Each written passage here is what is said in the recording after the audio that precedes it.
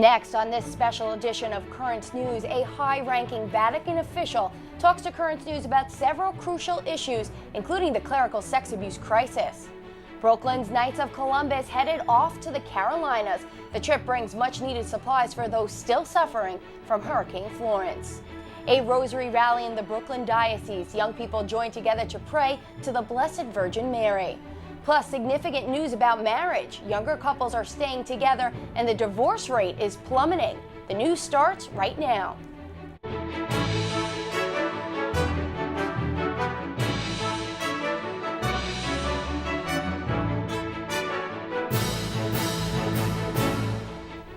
Hi, I'm Michelle Powers. Welcome to this special edition where we take a look at some recent memorable stories from the Currents News team. We begin with an exclusive report. Archbishop Paul Gallagher, the Vatican's foreign minister, was in New York with other world leaders for the UN's General Assembly. Before he returned to Rome, he spoke with Currents News' Katie Anguser about several topics, including overcoming the sexual abuse crisis.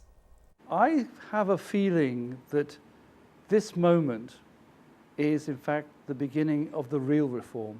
Archbishop Paul Gallagher, the Vatican's foreign minister, believes the ongoing clerical sex abuse crisis could be the beginning of a new era with changes built to last. We have to take stock and say, well, okay, many failings, many sins, but what is God's will for his church at this time and how do we move forward?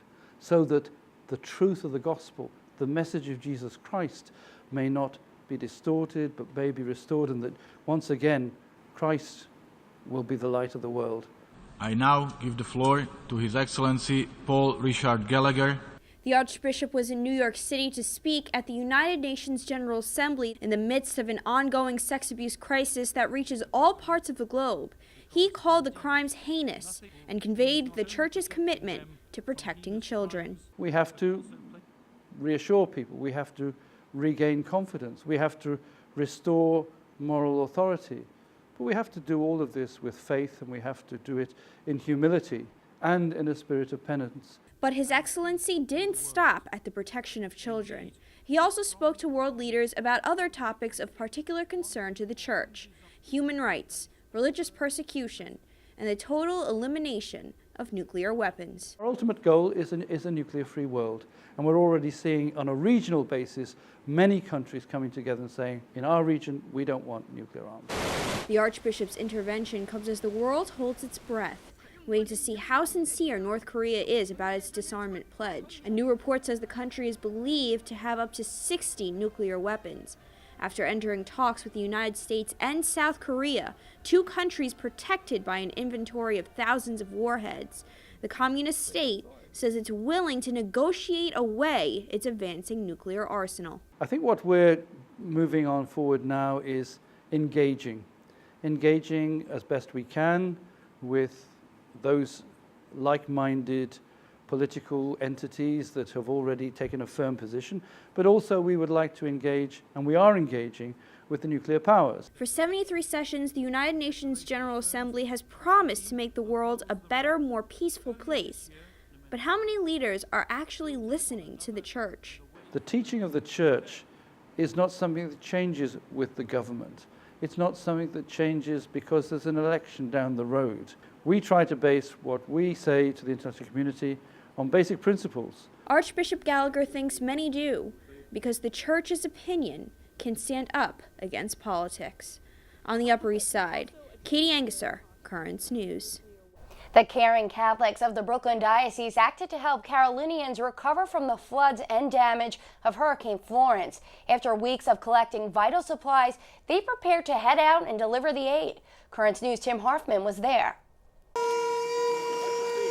For these Knights of Columbus, helping with hurricane relief in the Carolinas is essential after what New York City faced in 2012. It means a lot to us because when Sandy hit here, a lot of people helped us. Now they're paying the good deed forward. The Catholic organization is known for its ceremonial hats and swords. Most importantly, the Knights are renowned for helping others.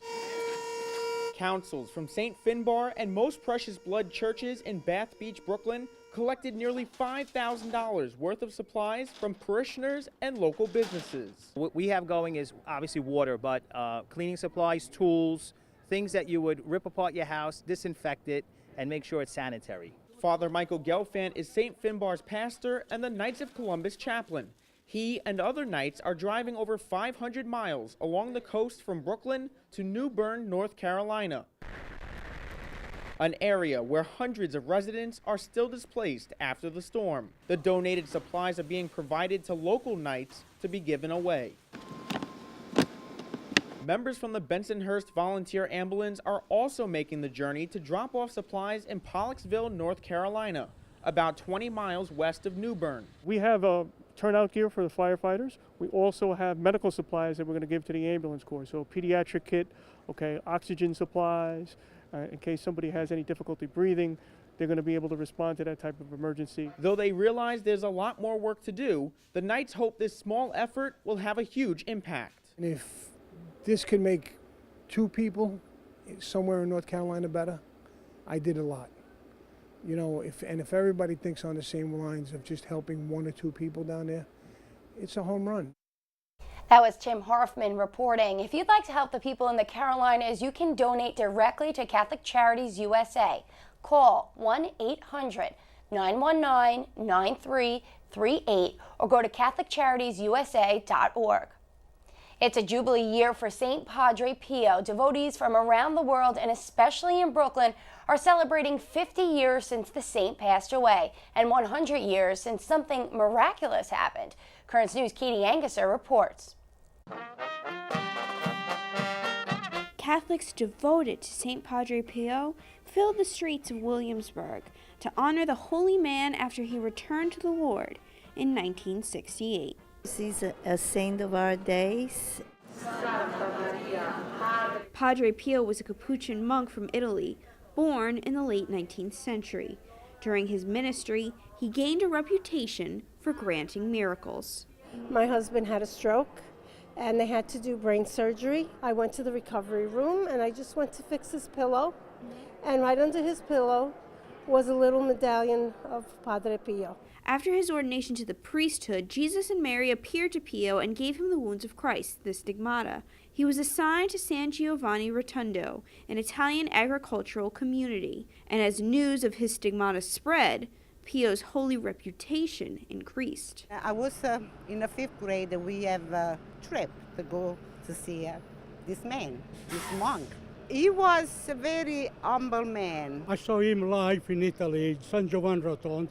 He was a tough father. He was tough.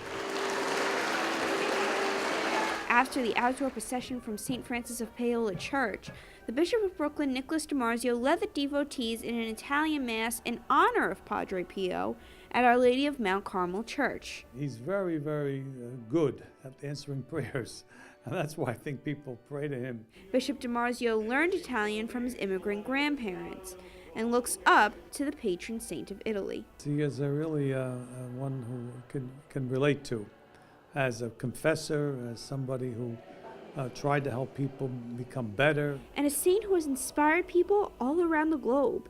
Each year, some 7 million pilgrims visit the Padre Pio shrine in San Giovanni Rotondo. Brooklynites say that's because Padre Pio is a saint for the people. After he's dead, he's more alive now than one before. I look at him, or I talk about him, I feel like, he listened to me. In Williamsburg, Katie Anguser, Currents News. Pope Francis has requested all Catholics pray the Rosary during October as a defense against Satan in a turbulent time. In the Brooklyn Diocese, a Rosary rally with young students was held. Currents News' Tim Hoffman reports. Catholic elementary school students arrived by the busloads to the Co-Cathedral of St. Joseph in Prospect Heights, Brooklyn. Nice to see you guys. They're taking a special field trip for the Rosary Rally to strengthen their devotion to the Blessed Mother. And it's really spiritual to me, and I'm glad to have this opportunity. Holy Mary, Mother of God, pray for our sinners, now and at the hour of our death. Amen. Grasping their sacred beads, hundreds of young Catholics from Brooklyn and Queens recite the glorious mysteries of the Rosary. First thing you need to do is say the Apostles' Creed, then say the Our Father, then say 3 Hail Marys, the Glory Be, and then you say the Our Father again, then 10 Hail Marys. And they continue with each decade, led by Brooklyn Auxiliary Bishop James Massa. We're passing on the faith to another generation. The bishop explains the connection the children have with the Blessed Mother, who is depicted throughout the co-cathedral. There's a special relationship that Mary, the mother of the Lord, has with children. She is a second mother, the heavenly mother. She inspires me a lot so that one day, if God wants, one day I can become a nun if God wants. She has a close connection to Jesus, so praying to her is almost like praying to him, because he has to listen to his mother. Bishop Massa also encouraged the children to have a special prayer intention for each bead. I'm praying for my parents, some extended family members. For my family in Ecuador, so that they can be healthy. Since it's the beginning of the school year, kids can stay concentrated throughout all the blur of life. And through the Rosary Rally, the children hope their Heavenly Mother answers their prayers. In Prospect Heights, Tim Harfman, Currents News. There's a lot more news headed your way on this special edition of Currents News. A big development about marriage. Young couples are keeping their vows, forcing the divorce rate down. We'll look into some of the reasons why a priest who mentors the engaged. A remarkable story is performed on stage about Augustus Tolton, history's first African-American priest. He was once a slave, and someday he could become a saint. Do you have a story idea? Is something happening in your parish we should know about? We want to hear from you. Keep this email handy. newstips@desalesmedia.org. Email us. We'll be right back.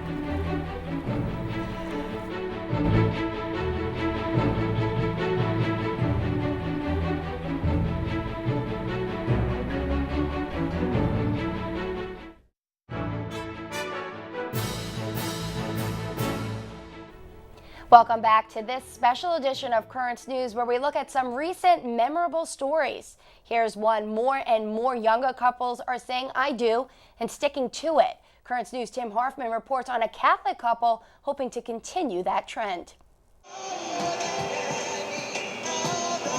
Sammy Venegas and his wife Natasha have been friends since 2009, but didn't get married until 2016. Knowing each other for so many years, I think that's the key for our relationship. Now in their early 30s, they're part of a growing trend among millennial couples, waiting for the right one and the right time before tying the knot. A new study from the University of Maryland found the U.S. divorce rate dropped 18% from 2008 to 2016, mainly due to younger people staying in wedlock. We want to make sure that we're stable in a job, that we, are financially stable to begin starting a family, as opposed to maybe our grandparents. And among those couples, the divorce rate doubled for people aged 55 to 64 and tripled for Americans 65 and older, according to Bowling Green's National Center for Family and Marriage Research. Christian Rada is the director of Marriage, Family Life, and Respect Life for the Brooklyn Diocese. He's not surprised that millennials wait. They want a relationship that is authentic and real, and that is not rushed. He found that in Brooklyn and Queens, the average age for Catholic couples getting married has grown compared to previous generations. Couples are getting married in their 30s and 40s. 40s is pretty much the latest. With one-year-old Isabella at their side, Sammy and Natasha find themselves happily married. And now was the right time to have a family. When we first met, we're like, you know what? We love each other. We definitely want to spend the rest of our life with each other. But we're gonna let time and we're gonna let God kind of move in this relationship. Their advice to other millennials is to have faith. Trust in yourself, trust in your potential spouse, and trust in the will of God that when the time is right, you'll find, if that's your vocation, you'll find the right person. Tim Harfman, Currents News. The Tablet's editor emeritus, Ed Wilkinson, sat down with a priest who knows a lot about marriages. Father Mark Schwarzwager works with engaged couples, and Ed asked him about the plummeting divorce rates. Father Mark, as Tim just reported, marriage among millennials seems to be holding up and the divorce rate is plummeting. What do you attribute that to? Well, I think there's two factors that are contributing to the divorce rate going down. Within the cohort of the millennials, there's less of them getting married. And so, by consequence, there's less of them getting divorced. But I think within that group, they're also getting married later. And so I think that's helping them to approach marriage with maybe their eyes wide open. I think they're coming a little bit more mature, a little bit more educated, and a little bit more realistic to what they're going to find in marriage. Is that your experience in the parish? Are there fewer marriages in the church these days over the course of a year? There are fewer, yes. We're definitely preparing less couples for the sacrament of marriage. And the ones that are coming forward tend to be late 20s, like 27 to 35. But a lot of young people are still getting together, and they are having children. They're just not getting married. That must present some pastoral problems to the church. Say, like if a couple comes, they're not married, and they present a child for baptism. What do you say to them? Well, we definitely encourage a conversation. I always try to stop the interview process at that time for baptism, the application, and getting all the paperwork, and kind of focus on their relationship. And I try to encourage them to really look at their life together and to realize that they're already living many of the fruits of what a marriage is, and that there's many blessings that can be received through the sacrament. And so it's definitely an opportunity to evangelize and to catechize. Why does the church insist on the permanence of marriage? I think because we see the family as such an important part of the church. Each family is an ecclesial body. We call it the cell of the church. And if the cell is strong and vibrant and living with the values and the belief of faith, it's going to strengthen the rest of the church. And one of the things I know that you've got some experience with is working in what we call the engaged encounter. What is the engaged encounter, and how does that help prepare people for marriage? Well, it's a marriage preparation program that kind of comes out of the family of Marriage Encounter. The Marriage Encounter movement realized that they wanted to help young couples to prepare well for marriage. And so it's a weekend retreat where they spend with other couples like themselves looking at marriage, but really it's a focusing on themselves to look at where they are in their relationship. It's an opportunity to maybe raise some questions with them by listening to other couples who have gone through marriage for 10, 15 years or 50 or however many years. And so they look through their life and their preparation, and they're given an opportunity to look at have they asked the questions about finance, or have they looked at how they communicate, or I think one of the greatest benefits of the Engage Encounter weekend is that it is a weekend away, a retreat, and so it's an opportunity to teach the couples how to pray. What else can the church do to encourage marriage? Well, Pope Francis has come out with the idea of a new catechumenate for married couples. Following the RCIA process, a catechumenate is one who is preparing for a sacrament. And so here it would be to maybe re-evangelize the young couple in their faith so that they really understand what it is that they're partaking in when they give their vows on their wedding day. Great. Father Mark, thanks for coming in and sharing your thoughts with us. You're welcome. Great to be here. Father Augustus Tolton was a slave who became a priest, the first African-American man to ever be ordained. Someday he could be canonized. The Catholic Theater Ministry is shining a light on his accomplishments. Currents News' Katie Anguser has that report. Father, I could be a priest? That's Jim Coleman, but he's playing someone you may not know about, raising curtains around the country. I feel like it's a story that hasn't been told. They need the bread of life, and who else will give it to them? He's playing Father Augustus Tolton, a former slave turned priest, and in all his 30 years of acting, Coleman calls this role his most fulfilling.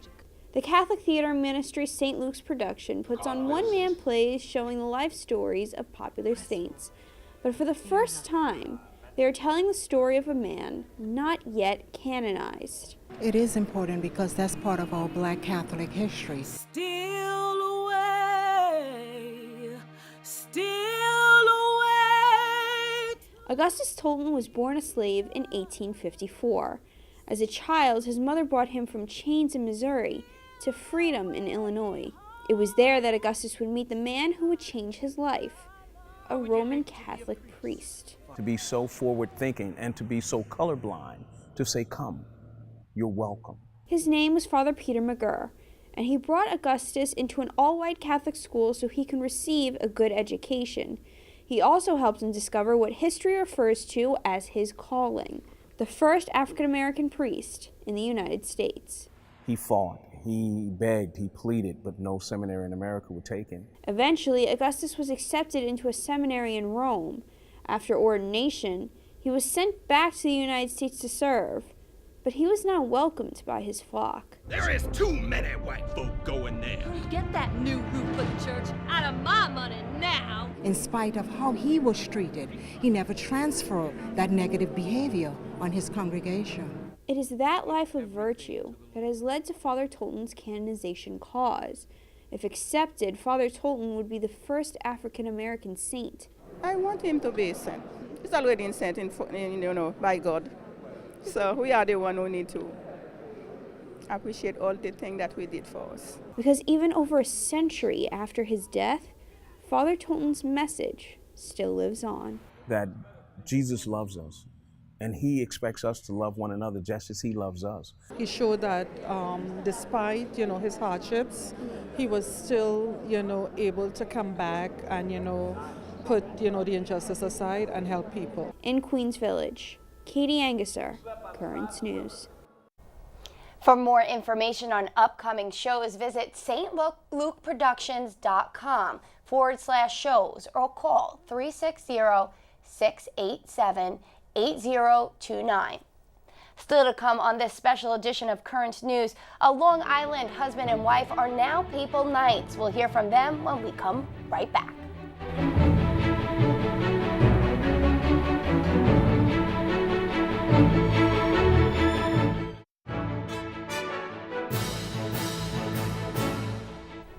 Welcome back to this special edition of Current News. And a Long Island couple has made history. Meredith and Gary Krupp are no strangers to Pope Francis or Pope Benedict or even St. John Paul II. This week, the Krupps were knighted by the Vatican during an event in Manhattan. The first husband and wife team in the history of the Pontifical Equestrian Order of St. Gregory the Great to receive the high rank of Grand Cross. Mr. and Mrs. Krupp are Jewish and they're not diplomats, but they have been invaluable to the Holy See for decades. We are not diplomats, so therefore we are not bound to going to the hierarchy. Mm-hmm. Someone will call us, or call Gary, or call me, and say, I can't call this person to help, but you can. And I do. And we do. I have a very, very special feeling for the Vatican and for the Holy See, because to be quite honest with you, there's no organization in the world that provides more education, health care, or benevolent acts of charity than the Roman Catholic Church. The Krupps are the founders of Pave the Way, a foundation that identifies obstacles between the world's religions and offers gestures that establish trust. They work for peace by embracing similarities and savoring differences. And that concludes this special edition of Currents News. I'm Michelle Powers. Thank you for joining us because we are putting your faith in the news. Hope to see you again next time.